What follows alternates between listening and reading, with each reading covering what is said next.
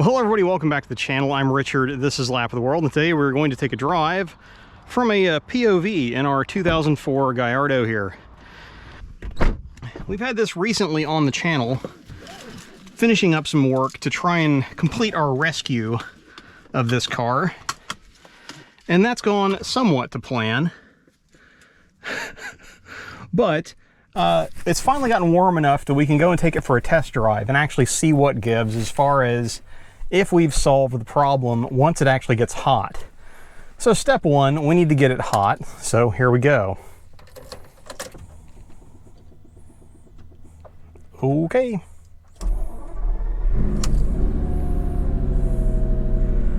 We will pop the windows down here so we get the V10 noises. Stay hydrated, everybody.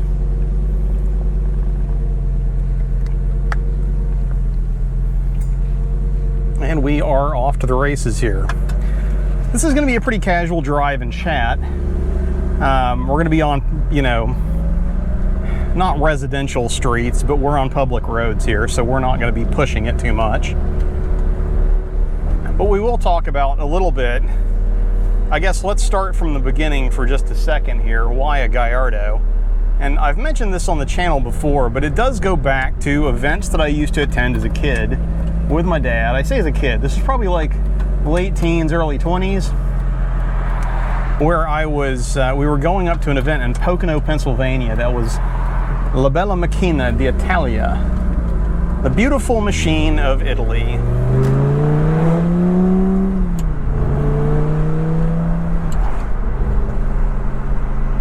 At those events, at some point after the Gallardo originally launched, we had the opportunity to go for some like charity beneficent rides, I guess. So they sent the, you know, I think 2 to 3 Gallardos every year out with I mean Valentino Balboni and his one of his proteges. And I only know his name was Max.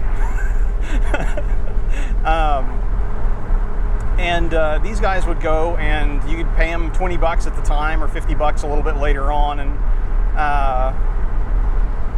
and go for a blast around Pocono International Raceway. And that was, I mean, riding in the car was amazing. I did that a couple of times, and it was, you know, obviously, yeah, if you weren't sold before the V10 noises on a racetrack, you would definitely be afterwards. But the thing that impressed me most, you know, being kind of old enough to appreciate and having seen, you know, other people go to the track and have problems with their cars, you know, there would be, you know, Vipers were blowing head gaskets, and, you know, even Porsches were having issues, Ferraris were on fire. But these, they would bring these pairs of Gallardos, and they were just like dealer inventory or like demo cars for a dealer. These weren't factory. You know, they didn't send the whole factory over as you might expect for like a Ferrari press event or something. They just sent like, it was like some dudes with some wrenches in case anything went wrong. But really the only time they would go and pace those cars around this racetrack, you know, 3 hot laps, come back in, change passengers, go out, blast around, do it again, just rinse and repeat. So you're getting this crazy, like, you know, hammering on the car, heat soaking it in the pits, hammering on the car, heat soaking it in the pits. And they would do this over and over. The only time those cars ever stopped were like gas, brakes, and tires. Like they'd change brake pads, they'd take it out of the track and fill it up. Move, bird. And then they would, you know, replace tires when they needed to replace tires, or they would park the cars if they just didn't have tires for them. But that was impressive to see those cars do that and just did not have any problems. And, you know, it's kind of the same thing that drew me to the NSX, which is just like, hey, this is a car that I could actually have fun with and not have to just worry about constantly being, you know, some Italian bugaboo. Now, having said that, however many years later, probably 10 years after that, those experiences, I was, you know, I was in a position to actually go shopping, but I wasn't in a position to go and get like the best Gallardo. This was literally the cheapest clean title manual transmission Gallardo that existed at the time. To give you like proof of that, I have uncorroborated. I guess it's uncorroborated, but I heard at the time that Ed Bolian was inquiring about it, as was Hoovy. Less sure about that last one, but Ed, I think, was probably looking at it, maybe tossing out a soft bid or something. But so when I bought it, it was on Craigslist it was on an Oklahoma Craigslist in Texas, but the car was actually in Oklahoma. So anyway, we knew what we were getting into. We went and bought it, knowing it wasn't going to be perfect. It had been kind of Lambroed out a bit. It had, inch larger wheels on, on it, and then it was straight piped. So I've done a little bit of work just to kind of like do things kind of to taste and get it back to where it can be. So like right now, for instance, if I just pop it into 6th gear, here I'll roll the windows up for. So here you go in 6th gear. Air conditioning's running, but in 6th gear with the windows up, just kind of chilling at the speed limit, we'll say, through here. Like, it's perfectly conversational in here. But excuse me as I'm driving around potholes. But at the same time, like, because I have the valved exhaust on it from the 08s, like when I want to have some fun.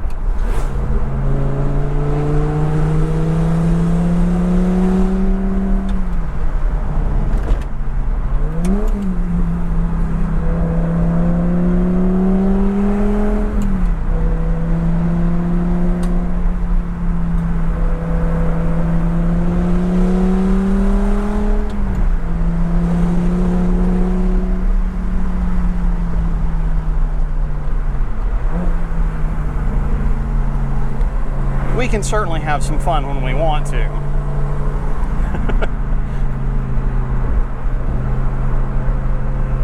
And as you can see, if you can keep the dice rolling, if you get a stretch of road that'll allow it, then gas. I was like, what? I have PTSD from that warning chime. Half the time it's like, grumble, what it's usually the downstream O2 sensor codes, because we still have high flow cats on the car. So we do have cats on the car, but they're high flow cats, and even though I've got the little like O2 sensor fooling things on it, just to keep the dash to shut up, it still occasionally pitches a fit at me, but not that often anymore, thankfully. I'll continue on here, being a little bit polite. There's folks visiting the cemetery here today.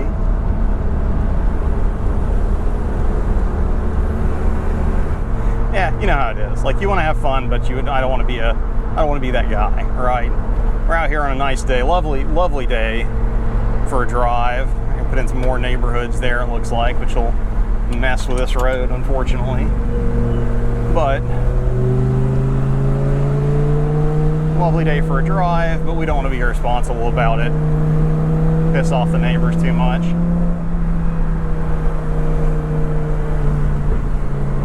But yeah, so this car has been, we've had to hunt some stuff down, but overall, like, it's been a pretty decent ownership experience so far.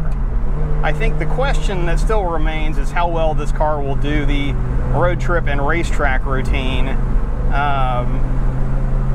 So far, we haven't had the confidence to really go and take it too far afield, or without a support vehicle for that matter, because, to be frank, each time we've kind of needed one, or nearly needed one. So, but yeah, so we'll. That's the open question right now, but we'll see if we can answer it over time on the channel as we continue to play with the car. It's not going to go anywhere immediately.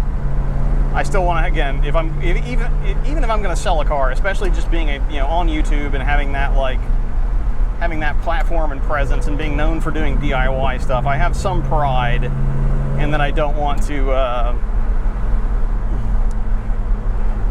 pass on a basket case if I have the the skills and the means to fix it. So that's kind of where I'm at. Kind of where I'm at with the Gallardo right now. So another little update today. We're going to take the opportunity to do it on the road. Hopefully you've been able to hear me this whole time, because I'm using the same mic setup that I would use on a track, and usually it's pretty good, but at the same time, usually there I actually also have a helmet. So to contain my voice a little bit. And usually I'm not fighting a V10. I'm only fighting a C32B these days.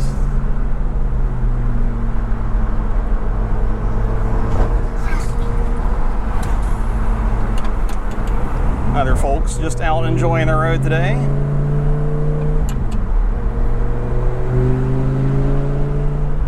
Just some back roads in Knoxville. I mean, it's nice to live in a place that has kind of winding roads. We lived in Colorado for a while, and yeah, you could find them there, but yeah, you get too far away from the mountains and it just turns into a grid. So you're just like, okay, I'm gonna, we were teasing the guys in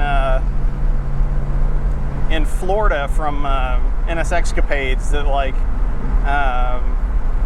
they got all excited about this one particular turn, and the rest of us that were coming down from Tennessee, they were like, look at these guys in Florida, they just get excited about that one turn because it's the only one they have. We're not hurting for that here.